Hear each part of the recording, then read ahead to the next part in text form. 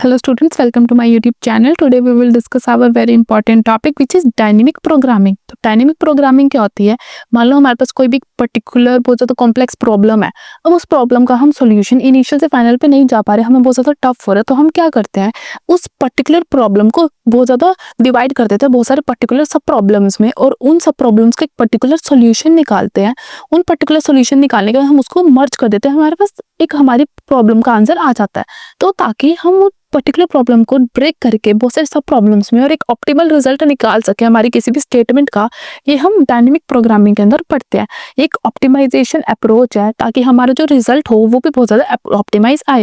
ये क्या करते हैं, ये अवॉइड करते हैं कैलकुलेशन करना, ताकि हम कोई भी एक चीज़ को बार बार उसको कैलकुलेट ना कर रहे हो। तो ये ऑप्टिमिसिटी बहुत ज़्यादा हेल्पफुल हमें होती है। अब डायनेमिक प्रोग्रामिंग में हम काम कैसे करते हैं? अब डायनेमिक प्रोग्रामिंग क्या करती है, स्ट्रक्चर करती है हमारे ऑप्टिमल सोल्यूशन को निकालने के लिए।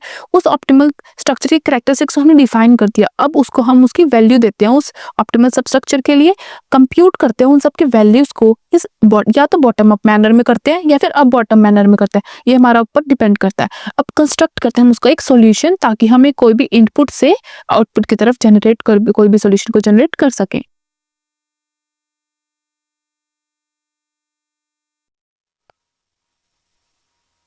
अब ऑप्टिमल सब स्ट्रक्चर में काफी सारे एग्जांपल्स आते हैं, जैसे नैपसैक प्रॉब्लम्स, शॉर्टेस्ट पाथ सब problem, matrix chain multiplication, longest common sub sequence, mathematical optimisation problems. तो ये सारी हम हमारी आने वाली वीडियोस में पढ़ेंगे। बट इन दिस अभी हम हमारी डायनेमिक प्रोग्रामिंग के बारे में पढ़ते हैं। तो डायनेमिक प्रोग्राम अभी हमें पढ़ा स्टेप्स में कि कैसे हम उसको दो मैनर में अप्रोच कर सकते हैं, या तो टॉप बॉटम अप्रोच में या बॉटम अप अप्रोच में।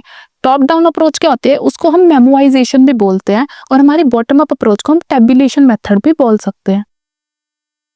मेमोराइजेशन और टेबुलेशन हम आगे पढ़ेंगे, बट इसमें एलिमेंट्स क्या होते हैं, डायनेमिक प्रोग्रामिंग को डिफाइन करने के लिए, एक्सप्लेन करने के लिए हम तीन एलिमेंट्स को यूज करते हैं, विच आर ऑप्टिमल सब स्ट्रक्चर, ओवरलैपिंग सब प्रॉब्लम एंड मेमोराइजेशन। ये बहुत ज़्यादा हेल्पफुल होते हैं, बहुत ज़्यादा इंपॉर्टेंट भी होते हैं हमारी डायनेमिक प्रोग्रामिंग को एक्सप्लेन करने के लिए।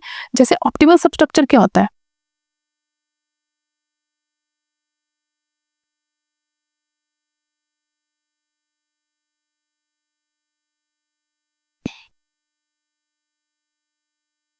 ऑप्टिमल सब स्ट्रक्चर क्या होता है, अब हम अपने डायनेमिक प्रोग्रामिंग में पढ़ा था कि कैसे हम बहुत सारे कॉम्प्लेक्स प्रॉब्लम का छोटे छोटे सब प्रॉब्लम्स का सॉल्यूशन निकाल लेते हैं, उसके बाद उन सबको मर्ज करके हमारी ऑप्टिमल सॉल्यूशन का प्रॉब्लम आंसर हमारे पास आ जाता है। तो सिमिलरली ऑप्टिमल सब स्ट्रक्चर में भी यही होता है, हम ऑप्टिमल रिजल्ट निकाल लेते हैं बहुत सारी सिंपल प्रॉब्लम्स में डिवाइड करके उसको, और उसके बाद हम उसके सबके सॉल्यूशंस को अचीव कर लेते हैं, ताकि हम उस बिगर सॉल्यूशन के प्रॉब्लम को अचीव कर सके, आंसर को अचीव कर सके। और ये यूज करते हैं बॉटम अप अप्रोच को, ताकि हम सोर्स से डेस्टिनेशन तक जा सके बाय यूजिंग इंटरमीडिएट बहुत सारे रिजल्ट्स को। मान लो हमारे पास कोई एग्जांपल है जिसमें हमें यू से वी तक जाना है। अब यू से वी जाना हमारे पास बहुत ज्यादा कॉम्प्लेक्स हो रहा है, तो हम क्या करेंगे, पहले यू से एक्स तक जाएंगे, फिर एक्स से वी तक जाएंगे, ताकि हम बहुत ज़्यादा इजीली उसको एक्सप्लेन कर सकें। फॉर एग्जांपल जैसे शॉर्टेस्ट पाथ प्रॉब्लम में हम यूज़ करते हैं सब्स्टिट्यूशन प्रॉपर्टी को, तो हमें यू से वी तक जाना है, उसका हमें ऑप्टिमल सॉल्यूशन निकालना है, तो हम फर्स्ट क्या करेंगे, यू से एक्स तक जाएंगे, सेकंड फिर एक्स से वी तक जाएंगे, ताकि हमें जो यू से वी का सॉल्यूशन मिले वो बेस्ट मिले, ताकि जो हमें लॉन्गेस्ट पाथ प्रॉब्लम होगी ना, उसको हम इजिली ऑप्टिमल सब स्ट्रक्चर प्रॉब्लम को यूज़ कर हम उसका अच्छा सा ऑप्टिमल स्ट्रक्चर को डिफाइन कर सके, इजिली हम उसके आंसर को निकाल सके। अब हमारे पास सेकंड एलिमेंट क्या था हमारी डायनेमिक प्रोग्रामिंग में, विच इज ओवरलैपिंग सब प्रॉब्लम। इसके अंदर क्या करते हैं, हम स्पेस डिस्क्राइब कर देते हैं कि जो हमारा जो स्पेस होगा ना सब प्रॉब्लम्स के बीच में, वो बहुत ज्यादा स्मॉल होना चाहिए, ताकि हमें ना ज्यादा डेंस हमारा सॉल्यूशन ज्यादा इधर उधर ना हो जाए, और हम कोई भी प्रॉब्लम को बार बार जनरेट ना कर रहे हैं ओवर एंड ओवर, सिर्फ एक बार उसको हमने डिफाइन कर दिया, तो ये ऑप्टिमिसिटी में भी बहुत ज्यादा हेल्पफुल हो जाता है। तो रिकर्सिव एल्गोरिथम जो होती है ना, ये क्या करते हैं, सेम प्रॉब्लम को बार बार वो करते हैं, डिस्क्राइब करते हैं, रिपीटली एक्सप्लेन करती है, ताकि हम उसकी अच्छे से ओवरलैपिंग को इंप्रूव कर सके। अब डायनेमिक प्रोग्रामिंग क्या होती है ना, हम उसको यूज करते हैं, बहुत ज्यादा एडवांटेजेस होती है ओवरलैपिंग सब प्रॉब्लम में, क्योंकि ये क्या करती है, हर एक प्रॉब्लम को सिर्फ एक ही बार सॉल्व करती है, और उसको ना टेबल के फॉर्म में स्टोर कर देती है, ताकि हम एक चीज को सिर्फ एक ही बार देख सके, बार बार उसको हमें देखने की नीड ना पड़े। जो हमारा बाइनरी सर्चिंग होती है ना, उसमें डायनेमिक प्रोग्रामिंग इतनी ज्यादा हेल्पफुल नहीं होती, लेकिन फिबोनाची सीरीज में हम डायनेमिक प्रोग्रामिंग का बहुत ज्यादा इफेक्टिवली यूज कर सकते हैं। जैसे हमारे पास कोई एग्जाम्पल है फिबोनाची सीरीज का, इंट फिबोनाची इंट एन, हमें एन आइटरेटिव तक जाना है, तो हम इफ अगर हमारा एन लेस देन और इक्वल 1 होगा तो हम रिटर्न कर देंगे, नहीं तो फिर हम उसके एक सीरीज को चलाएंगे। जैसे हमें एन 5 तक अगर फिबोनाची का ट्री बनाना, तो हम कैसे बनाते हैं, F5, अब मैंने 5 को डिस्क्राइब कर दिया, छोटे छोटे सब प्रॉब्लम विच आर 4 and 3।